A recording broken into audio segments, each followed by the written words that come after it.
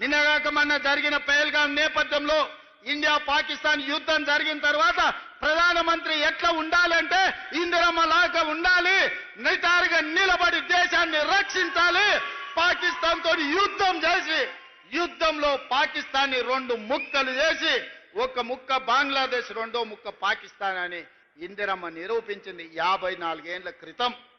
అలాంటి పౌరుషం కలిగిన నాయకురాలు ఈ దేశానికి ప్రధానమంత్రిగా ఉంటే 50 ఏళ్ల తర్వాత ఈరోజు మీరు ఆలోచన చేయండి. ఎంతో మంది ప్రధానమంత్రులైన, ఎంతో మంది రాష్ట్రపతులైన, కానీ తండాలలో, గూడాలలో, మారుమూల పల్లెల్లో వాళ్ళ పేర్లు గుర్తు లేవు. కానీ ఏ గూడెంలో ఏ ఆదివాసి దగ్గరికి వెళ్ళి వాళ్ళని తలుపు తట్టండి, వాళ్ళ గుండెలోకి తొంగి చూడండి, వాళ్ళ గుండెల్లో ఇందిరమ్మ ఉన్నదా లేదా 50 ఏళ్ల తరువాత కూడా ఇవాళ పేదోడి గుండెల్లో, తండాలలో, గూడాలలో ఇందిరమ్మ ఉన్నది అంటే మన అమ్మ కంటే ఎక్కువగా మనల్ని ప్రేమించింది, మన బాగు కోరుకున్నది, మన బతుకులు బాగు చేసింది.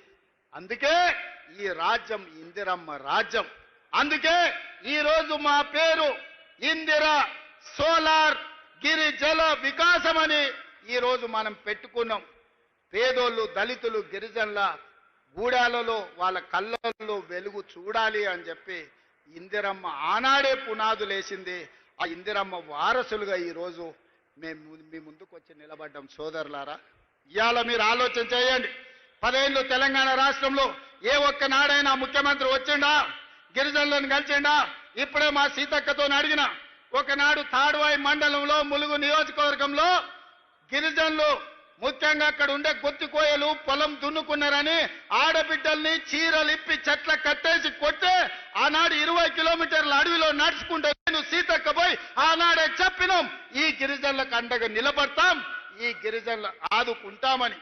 ఆ గిరిజనులకు అటవీ హక్కుల చట్టం తీసుకొచ్చి 6,70,000 ఎకరాల భూ పంపకాలు, పోడు భూముల పట్టాలు Congress party doctor YS Rajasekhara Reddy గారు ముఖ్యమంత్రిగా ఉన్నప్పుడు సోనియా గాంధీ గారి నాయకత్వంలో మనం ఇచ్చిన మాట వాసం కాదా?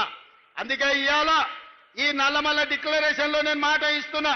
తండాలలో, గూడాలలో, మారుమూల పల్లెల్లో ఉన్న ఆదివాసీలందరికీ 6,70,000 ఎకరాలలో నల్లమల్ల డిక్లరేషన్ లో భాగంగా సోలార్ పంపు సెట్లు ఇచ్చి మీ పంటలు పండే విధంగా, మీరు తోటలు పెట్టుకునే విధంగా, మీరు ఆత్మగౌరవంతో బ్రతికే విధంగా మీ భూమి మీద మీకు హక్కు ఇవ్వడమే కాదు, మీ భూమిలో విద్యుత్ ఉత్పత్తి చేసి మీకు మీరే యజమానులుగా బాగుపడే విధంగా ఈ నల్లమల్ల డిక్లరేషన్ లో తీసుకున్న నిర్ణయాన్ని అమలు చేసి చూపిస్తామని చెప్పి నేను ఈ సందర్భంగా తెలియజేస్తున్నా.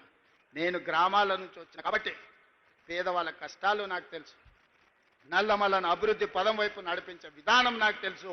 తెలంగాణ రాష్ట్రాన్ని ఏ విధంగా పునర్నిర్మించాలో ఇవాళ మీ అందరి ఆశీర్వాదంతో ముందుకు వెళ్తున్నాం. కొంతమంది కుట్రలు చేయొచ్చు, కుతంత్రాలు చేయొచ్చు, వాళ్ళకున్న అక్రమ సంపాదనతో సోషల్ మీడియాలో మన మీద దుమ్మెత్తి పొయ్యొచ్చు, కానీ నిజం అనేది తెలుస్తుంది.